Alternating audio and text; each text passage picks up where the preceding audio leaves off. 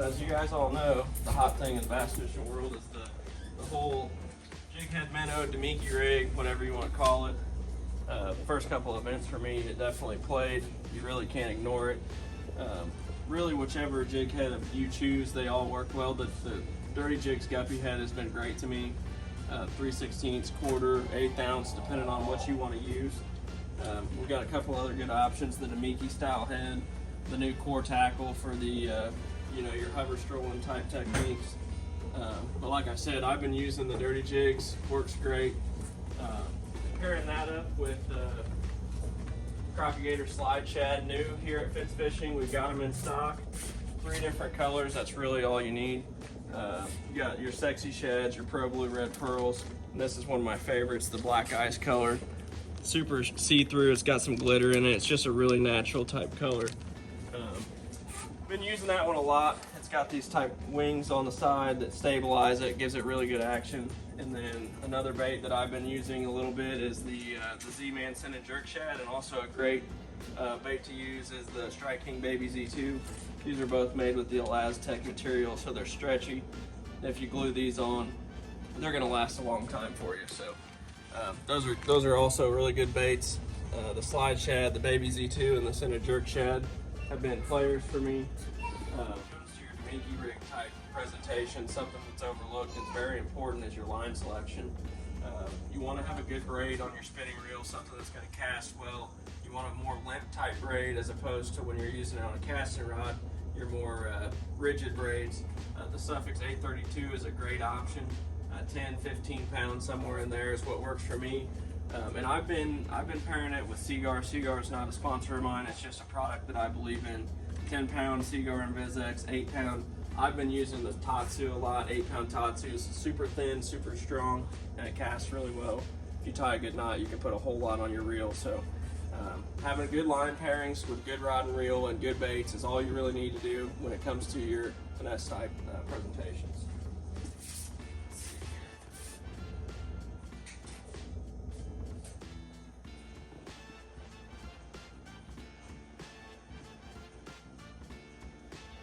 All right, guys, I talked about my finesse presentations, the jig head minnow.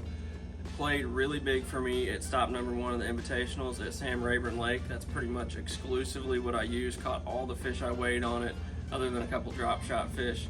From there, we went to stop #2 at West Point Lake in Georgia. Didn't really play for me there. It was a really muddy lake. It was fished a lot differently. That was more of an old school type presentation deal. Spinner baiting up the river, throwing a square bill crankbait, and we'll get into that a little bit later. From there, we went straight to Kentucky Lake for stop #1 of the Toyota Series Plains Division. And again, that Damiki type presentation was really good for me, the jig head minnow deal, whatever you want to call it. So that's kind of how that worked, but let's go over what I was doing at West Point. Like I said, it was kind of an old school type tournament. What's up, buddy? You got some minnows in there? So we got everything you need here at Fitz Fishing. So back to West Point, it was dirty water conditions, really rainy, overcast, lots of current. Like I said, it was old school type tournament. And when you're talking old school and muddy water in the spring, you can't go anywhere without a spinnerbait. This exact deal right here, Booyah Covert, not a sponsor, just a great product. 1/2 ounce, double Colorado. I really like this color.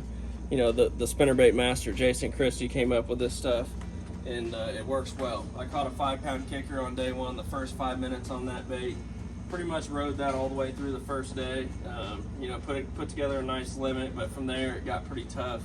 Water conditions were raising every day. They were pulling a lot of current, and I kind of had to scrap that and go to the spotted bass deal. It's a big spotted bass lake, so I kind of pulled out of the river more to the main channel where we had some more clear water conditions. And ultimately, I relied on a Nico worm, dragging it around on main lake points. I think some of those spotted bass were spawning out there, actually. We had mid to high 50 water temperatures, and I think those fish were starting to spawn. So I'll show you what I was using to catch those spots. Yeah. For me, at West Point, like I said, I had to go to that Nico type presentation to catch those spotted bass. It's a really versatile bait and technique. To trick fish into biting in the early spring, mid to late pre-spawn, where those fish are even through the spawn, getting ready to get up there and lay their eggs. Berkeley Max Scent General played well for me. green pumpkin, baby bass. I was using black and blue a lot. You know, that bait comes in a 5 and 6 inch. Either one's great. Here at Lake of the Ozarks, I personally prefer the 6 inch over the 5 a lot of times. Paired that with just a tungsten nail weight and you know, a good Nico hook. And honestly, the last 2 days, I pretty much weighed all of my fish on that there at West Point and rode that to 20-something finish, and you know, got a good check out of it. So that's kind of how those first 2 tournaments worked for me. And then you get to talking about Kentucky Lake Toyota Series.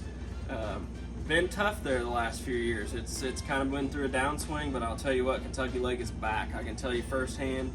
Fished 2 tournaments there the last 2 years, and both of them took a lot of weight.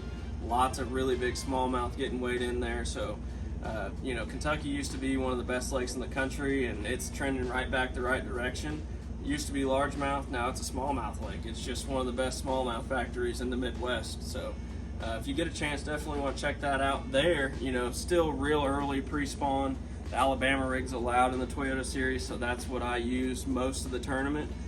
Ended up transitioning back to that jig head minnow later in the event, but the first 2 days really utilized that Alabama rig, and I'll show you what I was using. Alabama rig fishing is pretty straightforward. I like to keep it pretty simple. For me, Young Flash Mob Jr., there's lots of them out there. They all work great. That's just, you know, really price-wise, it works well for what you're spending. You know, you got your Hog Farmers, your Picassos, your Sellers, 6 cents. They all make a good one. But for me, day in and day out, I rely on the Flash Mob Jr. It's Old Faithful. So that's the A-rig I've been using. I was pairing it with the Kitech Easy Shiner. This is not a bait that a lot of people use, but for me, especially around the smallmouth, it's a bait that you can reel faster. So, you know, you've got your Fat Impact, the ones, the traditional Kitechs that everybody uses. Those have a lot more resistance, a lot more drag in the water, so they're better for reeling, you know, reeling back to the boat slower, and they're better in colder water conditions. At Kentucky, we were dealt with mid-50s. The smallmouth were really aggressive, and they were up shallow. I wanted to move the bait really fast. Then the Easy Shiner is more of a flat side swim bait, something that doesn't have much drag in the water, and you can really burn it back to the boat. I was pairing it up with a Dirty Jigs 1/8 ounce Matt Allen swim bait. It's a pretty simple bait. It's got a good keeper on it. Use some glue, and that gets the job done for you. Now, here at Lake of the Ozarks, it's that time of year where the A-rig's really gonna start playing big again. You know, you have it through the winter, and then it starts playing really well again in that pre-spawn, you know, late to mid-March, even into April. And then I'm gonna start going to my bigger baits. We just got in these Pro Pack Swing Impact Fats 3.8s. You know, Old Faithful. That's the go-to bait here at Lake of the Ozarks. And now they're coming in a big pack. I think it's a 30 pack. So yeah, 30 count. That's a pretty big deal. That's a good deal. Good way to store them, and you can buy them in bulk, save a little bit of money, and yeah, good deal. So that's how I pretty much approached my first 3 events. You know, a lot of jig head minnow, a lot of Alabama rig. It's that time of year. We're getting ready to go old school on them though. The weather's warming. We got 70-something degree weather out there right now. The fish are moving. They're getting up there on the bank, and we're going to have a lot more traditional type fishing. With that, I wanted to talk about a couple new products we have here at Fitz Fishing. The Berkeley Coal Shad. That's a bait that I threw around a little bit at West Point. I'm pretty impressed with this bait. I didn't catch a lot of fish on it. There's not a lot of big ones in that lake, so didn't really get much accomplished there, but just swimming this thing, really impressed. First impressions are great.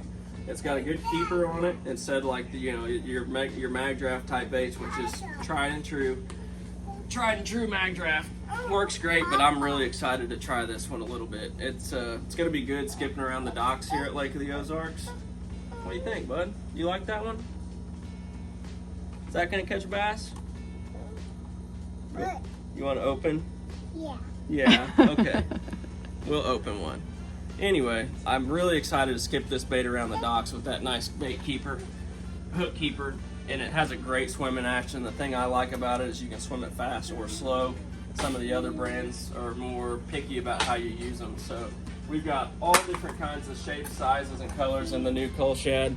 Gonna be a player come Big Bass Bash time, so be on the lookout for those. Got a couple new exciting reels here. So we've got a fantastic reel selection, basically anything you could ever imagine. But I'm really excited about these new Sabine reels. They're made by St. Croix. If anybody knows St. Croix, they make a great product. We've got them in spinning reels from crappie sizes all the way up to bass sizes. And then again, you can move over to the casting reel side. Got tons of these in stock.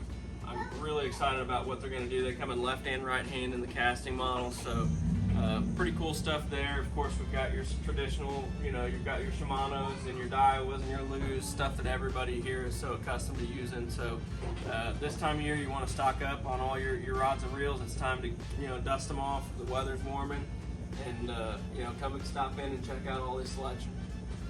All right, guys. That's kind of the breakdown of how I approached my first 3 tournaments of the year. Got a couple of double headers coming back up, so be on the lookout for another one of these videos. If you like it, give it a thumbs up. It's something I'm working on. Not huge on the video game, but we're gonna try. So if you're in the area, Osage Beach, Missouri, we got 3 locations, Fitz Fishing. Got everything you need, definitely for Lake of the Ozarks and surrounding lakes. So stop in. We got Big Bass Bash coming up. Got a lot of big local tournaments, smaller club tournaments. Anything you might need, make sure to stop by. We got what you're looking for, so look forward to seeing you.